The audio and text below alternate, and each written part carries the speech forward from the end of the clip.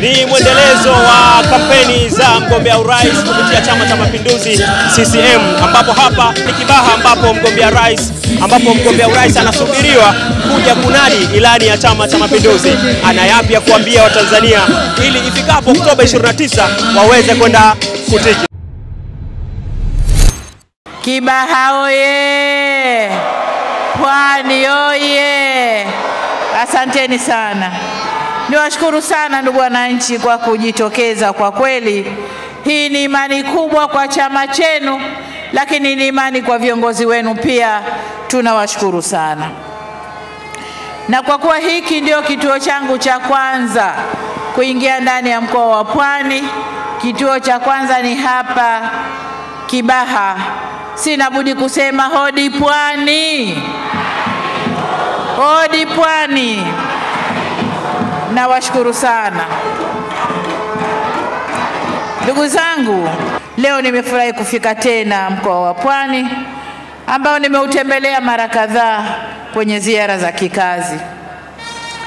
Kwa mfano mwezi Julai, na amesema hapa mwenyekiti wa chama mstaafu kwamba nilikuwa pale Kwala kwa madhumuni ya kuzindua bandari kavu na kongani ya viwanda.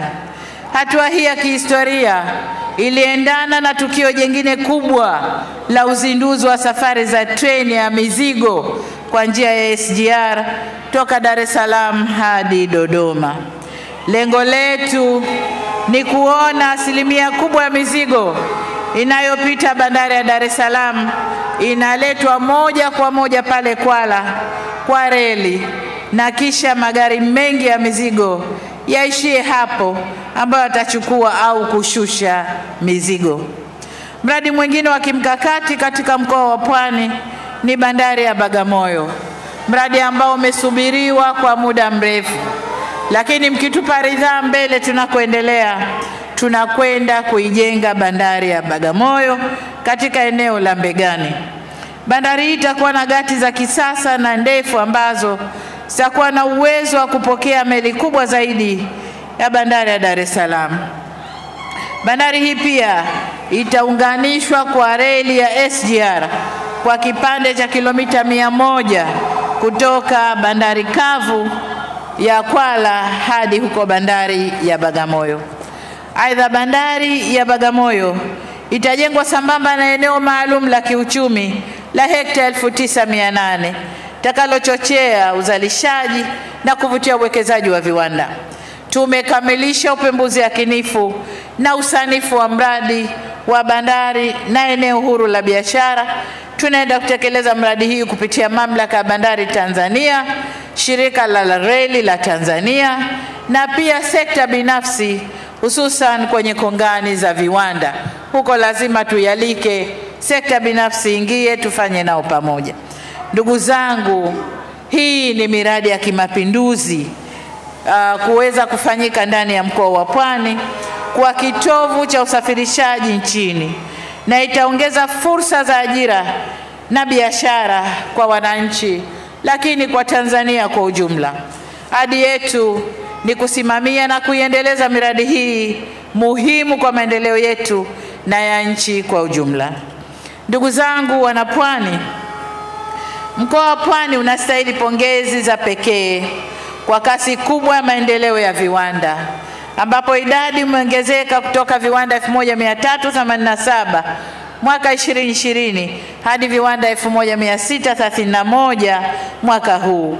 Hili ni sawa na ongezeko la viwanda 244 ndani ya miaka minne au viwanda 61 kila mwaka. Katika kipindi hicho, viwanda vikubwa vipya 97 vimejengwa na jumla vipo 156 sasa, na hili ni ongezeko la viwanda 17 vikubwa kila mwaka. Na viwanda vya kati ni 81 vimejengwa na sasa vipo 191, na ni sawa na viwanda 27 kila mwaka vimejengwa ndani ya mkoa wa Pwani. Viwanda hivyo vimetoa ajira za moja kwa moja 21,149 na zisizo za moja kwa moja ni ajira 60,000. Hapa sijavitaja viwanda vidogo vidogo ambavyo pia vimewanufaisha Watanzania wengi kwa bidhaa zinazozalishwa ndani ya mkoa huu. Uwekezaji unaofanyika Pwani na kote nchini umeiwezesha nchi yetu kupiga hatua katika mwelekeo wa kujitegemea kimapato, lakini kujitegemea kibidhaa. Kwa mfano, ndani ya mkoa wa Pwani sasa kuna uzalishaji mkubwa unaotufanya tujitegemee kwenye bidhaa muhimu za ujenzi. Sasa tunajitegemea kwenye uzalishaji wa vioo kule Mkuranga, lakini marumaru, saruji, mabati ya rangi au wengine wanaita mabati ya msouth, yote yanazalishwa ndani ya nchi. Na haya ni machache tu kati ya mengi yanayoifanya nchi ianze kujitegemea.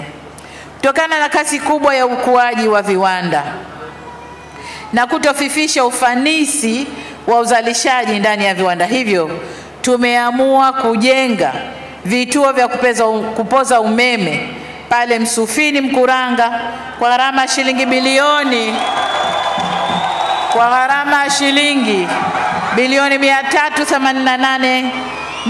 388,360,000 na kengine pale Zegereni Kibaha kwa shilingi bilioni 54.73 na Zinga Bagamoyo kwa gharama takriban shilingi 120 bilioni. Umeme huu utakuwa na uhakika na kufanya mkoa wa Pwani kutokuwa na upungufu wa umeme na kufanya viwanda vizalishe muda wote. Pamoja na hayo, kitupa ridhaa tunajipanga tujenge mtandao wa gesi kutoka Kinyerezi kwenda Chalinze ambao utakuwa na matoleo kuelekea kwenye maeneo ya uwekezaji ya Tamko, Zegereni, Kwala na Bagamoyo. Kwa sasa kandarasi mshauri anaendelea na tathmini ya njia ya kupitisha bomba la gesi, na ujio wa gesi hapa utazidi kuvutia uwekezaji mkoani humu, kwani viwanda vitaweza kuendeshwa kwa gharama nafuu zaidi na bidhaa zinazozalishwa zitapungua bei yake. Ndugu zangu wanapwani, miongoni mwa ahadi zetu kwenye ilani ni kuchukua hatua kupunguza gharama za vifaa vya ujenzi nchini ili kuwezesha wananchi hususan wa kipato cha chini kuweza kujenga nyumba bora na za kisasa na kwa gharama nafuu. Mwelekeo wa serikali ni kuendeleza mpango wa ujenzi wa makazi bora kwa bei nafuu, na kama nilivyosema, mkoa wa Pwani umekuwa wa mfano katika kuibeba ajenda hii ya kitaifa. Pwani oi!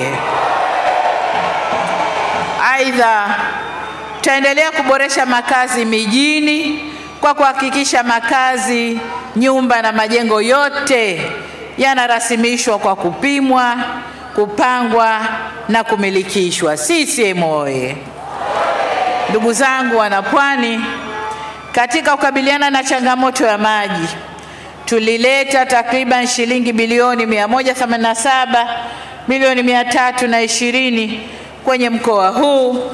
Uwekezaji huu umetuwezesha kuimarisha hali ya upatikanaji wa maji safi na salama kimkoa kutoka asilimia kama 67 hivi hadi asilimia tunakaribia 89. Natambua bado kuna maeneo ambayo bado upatikanaji wa maji haujawa mzuri, lakini kazi inaendelea. Tunapoenda mbele, tutakamilisha miradi mingine 4. Pwani oye! Tunaenda kuwa na umeme wa uhakika ili kushamirisha maendeleo ya viwanda. Ndugu wananchi, ninatambua uwepo wa mahitaji ya barabara hususan kutokana na msongamano wa magari katika barabara ya Morogoro au barabara ya Tanzam, kutokana na ufinyu wembamba wa barabara hiyo. Tayari usanifu unaendelea wa upanuzi wa barabara kutoka maili 1 hadi picha ya ndege ili iwe na njia 6 za magari na njia 2 za BRT. Vile vile taboresha mtandao wa barabara wenye urefu wa kilomita 71, nayo tutakamilisha. Yaani ukamilishaji wa barabara hizi kilomita 17 utaboresha manispaa na wananchi kupata huduma nzuri zaidi. Aidha, kwa kushirikisha sekta binafsi kupitia ubia na serikali na sekta binafsi, tutatekeleza ujenzi wa barabara ya haraka ya Kibaha Chalinze Morogoro ambayo itajengwa kwa awamu. Hii ni barabara yenye tija kiuchumi, hivyo tutashirikisha wenzetu kwa njia ya PPP ili fedha za serikali ziende kwenye miradi mingine ya huduma za jamii.